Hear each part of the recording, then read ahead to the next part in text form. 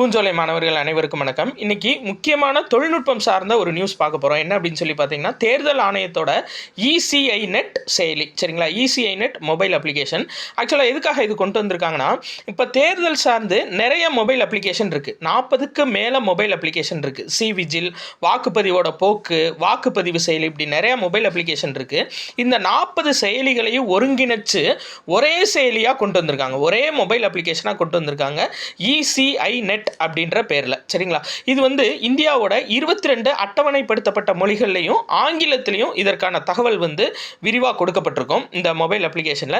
இதை வெளியிட்டவர் தலைமை தேர்தல் ஆணையர் ஞானேஷ்குமார். அவர் தான் வந்து வெளியிட்டிருக்காரு. வாக்காளர்கள், அதிகாரிகள், அரசியல் கட்சிகள், இந்த 3 பேத்துக்குமான ஒருங்கிணைந்த ஒரு மொபைல் அப்ளிகேஷனாக இந்த இசிஐ நெட் மொபைல் அப்ளிகேஷன் இருக்கும், சரிங்களா? அப்போ இது முக்கியமாக கேட்பாங்கப்பா. இசிஐ நெட் மொபைல் அப்ளிகேஷன் யார் வெளியிட்டா அப்படின்னா தேர்தல் ஆணையம் வெளியிட்டிருக்காங்க.